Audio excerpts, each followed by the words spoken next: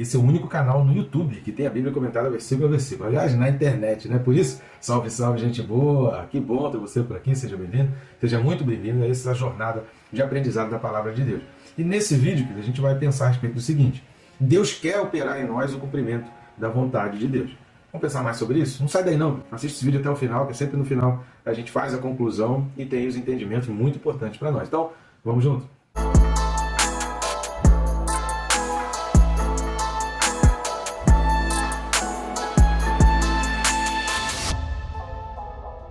Muita gente tem assistido os nossos vídeos, mas não tem se inscrito no canal. Então, vai rapidinho, clica no botão aí inscrever. Não vai ocupar o seu tempo, não vai atrapalhar, não custa nada para você. Vai lá, inscreva-se no canal, clica no botão de se inscrever, clica também no sininho. Clicando no sininho, além de ficar por dentro de tudo que a gente vem colocando aqui no nosso canal, de novidade, você também vai se despertar a estudar a Palavra de Deus. Não deixe de estudar a Palavra de Deus. A gente não cresce, a gente não alimenta a nossa fé se a gente não estiver estudando a Palavra de Deus em constante acesso, né? Estiver firme ali nessa busca e nessa aproximação com a Palavra de Deus. Então, estude a Palavra, estamos aqui para te ajudar nessa daí.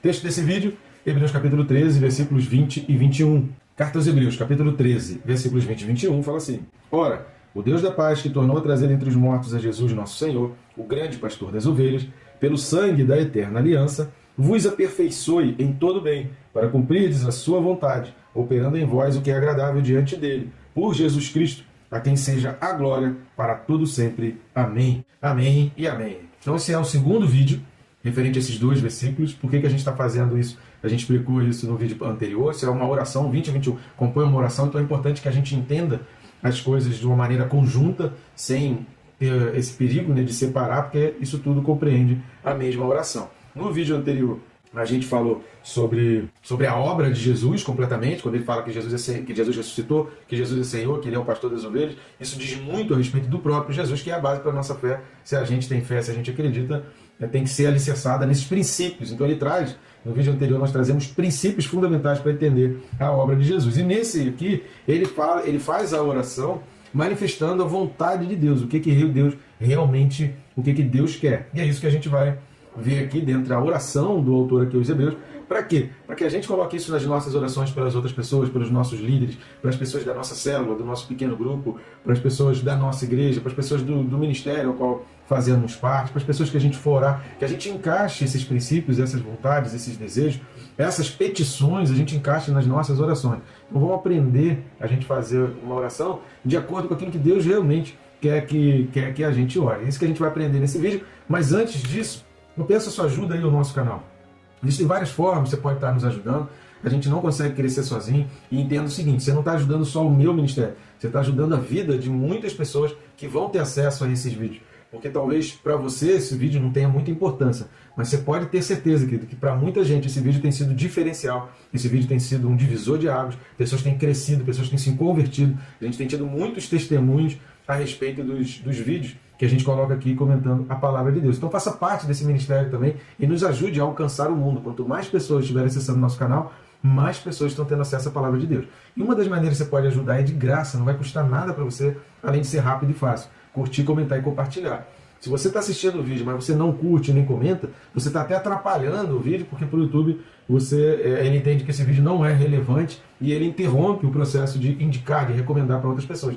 Então nos ajude aí, curte, comenta rapidinho, se possível copia o link e joga aí para várias pessoas, bota aí no teu WhatsApp, envia para os grupos do WhatsApp e recomenda esse nosso canal, recomenda o nosso estudo. Outra maneira também, você está ajudando o nosso canal e também o nosso ministério, é indo nesse QR Code que está aparecendo aqui do lado, ele vai ficar aqui até o final do vídeo, ou se preferir, você pode ir na descrição, no primeiro link ali da descrição, que vai abrir o mesmo menu.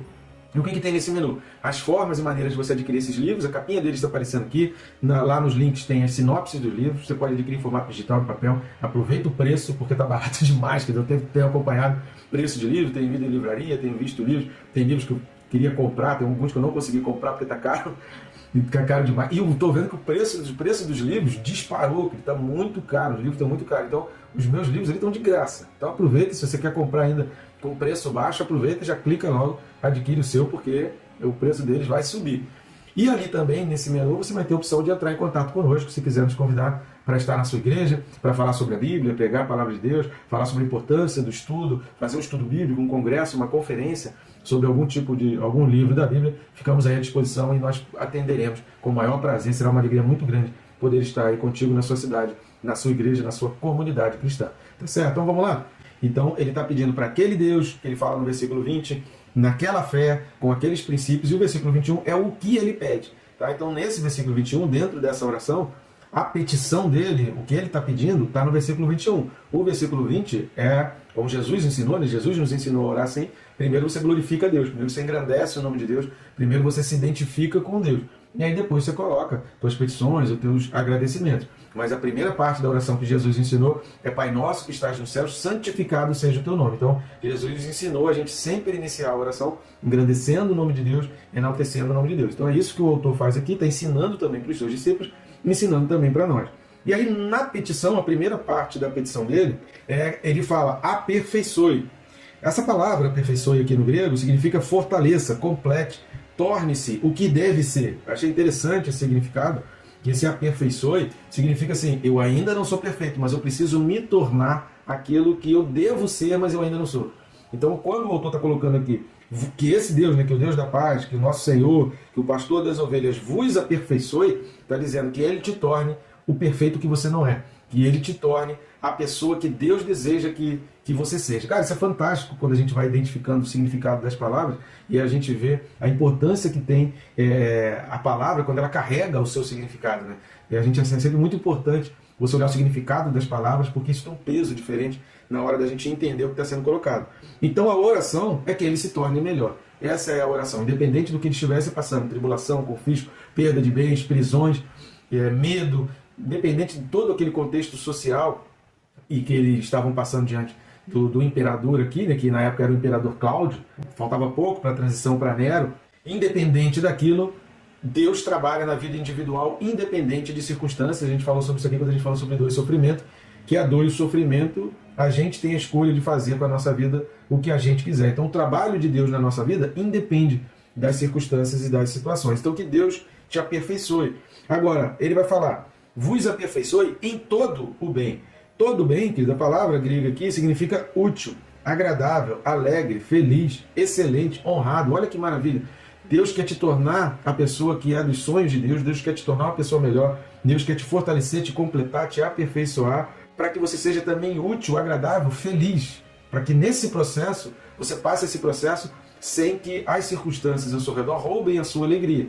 Quando o autor fala vos aperfeiçoe em todo o tempo, ele está dizendo que você passe esse processo para se tornar uma pessoa melhor, se sentindo útil, entendendo que você não é um inútil, que você não está esquecido, você é útil, você é agradável para Deus. Então continue alegre, continue feliz nesse processo, olhando para o Senhor. Ele continua a oração, né? Vos aperfeiçoe em todo bem, para cumprirdes a sua vontade. Para cumprirdes aqui significa produzir, construir.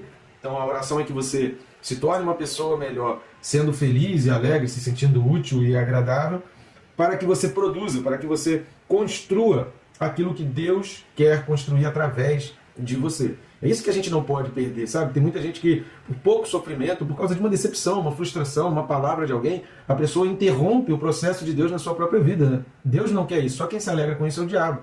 Então a gente precisa separar. Uma coisa, querido, são as frustrações, as decepções, os problemas da tua vida. Outra coisa é a tua vida com Deus. Por quê? Porque vai chegar uma hora que essa linha aqui da tua vida terrena, dos teus relacionamentos aqui na Terra, vai chegar um momento que isso vai acabar, vai chegar um momento que isso vai chegar ao fim. Todo sofrimento, toda tristeza, toda dor, toda falta de dinheiro, toda fome, querido, vai chegar uma hora que isso vai chegar ao fim. Agora, o teu relacionamento com Deus, ele vai entrar para a eternidade. Então, se tem uma coisa que você não pode abrir mão, que você tem que se agarrar, é no teu relacionamento com Deus. Dá os problemas aqui, querido, solta, larga as coisas daqui, deixa para lá, acredita em Deus, que o Deus que ressuscitou Jesus dentre os mortos é capaz de transformar completamente a tua vida. Agora você precisa se preocupar com o teu relacionamento com Deus. E é essa oração que o autor está falando aqui. O autor está falando assim aqui: o nosso Deus, o Deus da paz, o pastor das ovelhas, aquele que ressuscitou dentre os mortos, ele te torne uma pessoa melhor, com alegria, que você seja conduzido nesse processo com alegria, se sentindo agradável, para que a vontade de Deus prevaleça na tua vida e que nenhuma circunstância ou momento te atrapalhe, te tire da vontade de Deus. Isso vai muito de encontro ao conselho de Paulo a Timóteo. Então vamos dar uma lida lá. Na primeira carta de Paulo a Timóteo, capítulo 2, versículos de 3 a 5. Primeira carta de Paulo a Timóteo, capítulo 2, de 3 a 5, diz assim: isto é bom e aceitável diante de Deus nosso Salvador, o qual deseja que todos os homens sejam salvos e cheguem ao pleno conhecimento da verdade, porquanto há um só Deus e um só mediador entre Deus e os homens, Cristo Jesus, homem. A vontade de Deus é que todos sejam salvos. E o que Deus quer é que você continue pregando e falando de Jesus em todo tempo, em toda situação, em toda circunstância da tua vida, independente do que está acontecendo ao teu redor, que você continue fazendo a vontade de Deus. Porque às vezes é no teu problema que algumas pessoas vão dar mais ouvidos ao que Deus quer falar através de você. E aí, voltando lá para Hebreus, isso vai se confirmar, o que a gente falou há pouco, vai se confirmar quando ele fala, operando em vós.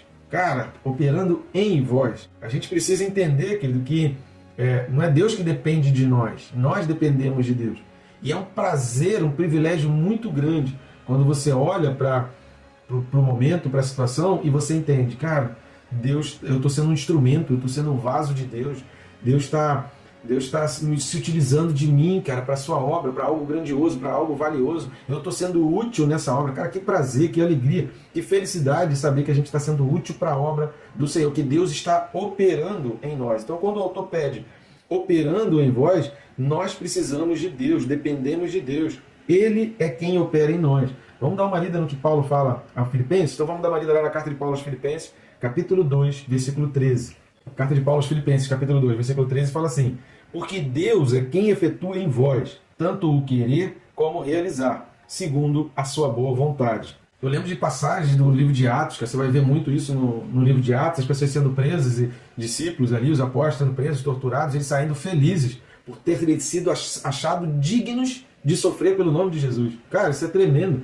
A gente hoje quer fama, quer luz, quer exaltação, e a gente não entende que o nosso sofrimento pelo nome de Jesus já significa que Deus está operando em nós. E Deus nos achou digno. Quem dera, queridos, que todo mundo pudesse olhar para a sua vida e agradecer. Deus, obrigado porque o Senhor me achou digno de passar por isso, isso e isso. E você, naquelas situações, você manifestar a glória de Deus, você manifestar o poder de Deus e as pessoas enxergarem Jesus em você por causa de situações. Para pensar aí nas situações da sua vida, no seu dia a dia. As pessoas veem Deus, as pessoas enxergam Jesus, as pessoas veem Deus operando em você. É uma reflexão que a gente precisa fazer, porque é uma oração, faz parte, né, de uma parte da oração que o autor e os hebreus está fazendo e que a gente deveria sempre pedir uns pelos outros para que acontecesse.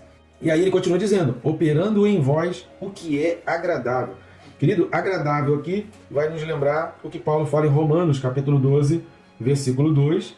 E a gente vai ler lá em Romanos 12, a gente vai ler o versículo 2, os versículos de 7 a 8 e os versículos de 15 a 17. Então a gente vai ler a Carta de Paulo aos Romanos, capítulo 12, a gente vai ler os versículos 2, os versículos de 7 a 8 e depois de 15 a 17. Versículo 2 diz assim, e não vos conformeis com este século, mas transformai-vos pela renovação da vossa mente, para que experimenteis qual seja a boa, agradável e perfeita vontade de Deus.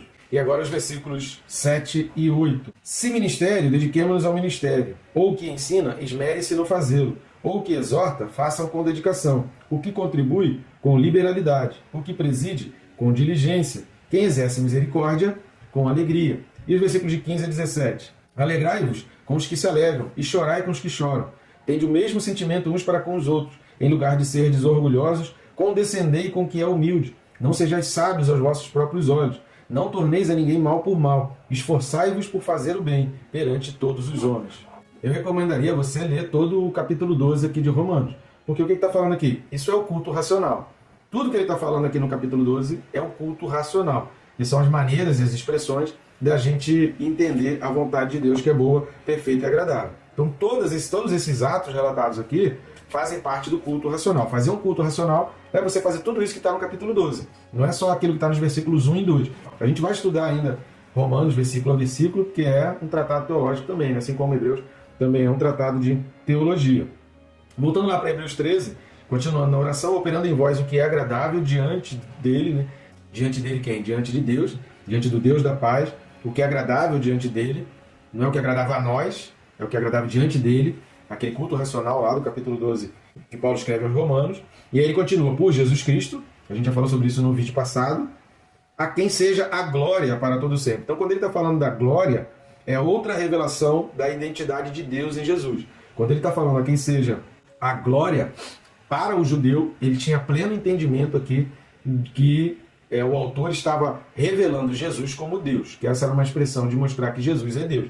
Por quê? Vamos dar uma lida lá em Isaías, capítulo 40, versículo 5. Livro do profeta Isaías, capítulo 40, versículo 5, diz assim: a glória do Senhor se manifestará, e toda carne haverá, pois a boca do Senhor o disse. Quando falava da glória, os judeus se lembravam de textos como esse, que um dia Deus prometeu que todo olho viria a glória de Deus. Então ele estava dizendo, lembra da glória de Deus? Lembra que da promessa se cumpriu em Jesus Cristo. Vamos dar uma lida em Efésios, capítulo 3, versículos 20 e 21. Carta de Paulo aos Efésios, capítulo 3, versículos 20 e 21. Ora, há aquele que é poderoso para fazer infinitamente mais do que tudo quanto pedimos ou pensamos, conforme o seu poder que opera em nós, a ele seja a glória, na igreja e em Cristo Jesus, por todas as gerações, para todo sempre. Amém. Então é quase a mesma coisa que está sendo colocada aqui em Hebreus 13, versículo 21. Né? Quase o mesmo final do texto aqui que Paulo está falando em Efésios 3. Então aqui é uma identificação de Jesus como Deus e de Jesus sendo a revelação da glória de Deus. E por fim, para a gente terminar, o 14º ponto dessa oração é quando fala para todo sempre. Como a gente leu também em Efésios, vai falar para todo sempre amém. A palavra amém significa que assim seja. Esse é o significado da palavra amém. Quando você diz amém, você está dizendo que assim seja. Por isso, muito cuidado. Aqui vale um parênteses aqui, se eu interromper o estudo aqui para fazer um alerta. Muito cuidado quando pessoas, eu já vi isso, né, em igrejas, pregações, o pregador falando assim, porque o diabo quer destruir a tua vida, amém? Aí tem gente que fala amém. Amém não, está repreendido, está amarrado, misericórdia. Você pode falar qualquer outra coisa, menos amém. O diabo veio para destruir a tua vida. E você diz que assim seja? Não, eu não quero que ele destrua a minha vida. Ele pode ter vindo para isso, mas que cada intento dele, cada atividade dele não seja executada. Então, muito cuidado quando você diz amém. Você precisa raciocinar em cima da frase, quando pregadores falam amém. Você precisa dizer, o que foi que ele falou? Será que eu quero que aconteça na minha vida o que ele disse antes? Se eu quero que aconteça, amém. Agora, se o que ele está falando eu não quero que aconteça, eu não vou dizer amém. Eu vou dizer misericórdia, eu vou dizer está amarrado, eu vou dizer queima Jesus, vou dizer queima Jeová, vou dizer qualquer outra coisa, menos amém. Tá? Então, muito cuidado ao responder amém, porque esse amém significa, é uma expressão de ligação espiritual que significa que assim seja. Ou seja, aquilo que foi dito, você está confirmando, você está querendo que aquilo aconteça. Lembra que Jesus falou, quando 2 ou 3 concordarem sobre a mesma coisa, aquilo acontece. Então, muito cuidado quando você diz amém, porque aquilo é um sinal de concordância com mais de uma pessoa de que você quer que aquilo aconteça, tá? Então, cuidado com esse negócio de amém, e aí a pessoa responde amém sem raciocinar no que está sendo dito. Então, quando ele está falando para todo sempre, ele está apontando para a eternidade de Jesus, ele está apontando para a vida eterna, ele está apontando que a nossa vida não se limita somente a esse tempo, como a gente leu lá na primeira carta de Paulo aos Coríntios, capítulo 15, que a nossa vida não se limita, maldito é o homem, né? Miserável é o homem, que pensa que toda a sua vida se limita a esse tempo aqui na Terra. Então, quando ele fala para todo sempre, ele está apontando, ele está confirmando, ele não tem dúvida nenhuma de que existe a eternidade, de que existe o céu, de que existe a pátria celestial e de que isso precisa estar firme na nossa mente. Por quê? Porque a gente entende que, por mais sofrimento que a gente esteja passando nesse mundo, nessa vida aqui, existe uma vida onde toda lágrima do olho será enxugada, onde haverá sempre alegria, regozijo, não vai haver mais tristeza, nem dor, nem possibilidade de pecado. Então é olhando para essa eternidade que a gente encontra esperança para viver aqui. Então, querido, que cada pedido desse do autor aqui aos Hebreus seja uma realidade na tua vida. Então eu termino esse vídeo fazendo minhas as palavras do autor aos Hebreus para a tua vida, que o nosso Deus, o Deus da paz, vos aperfeiçoe em todo bem, para que você venha cumprir a vontade de Deus, operando na tua vida aquilo que é agradável diante de Deus, por Jesus Cristo, a quem seja a glória para todo sempre. Amém.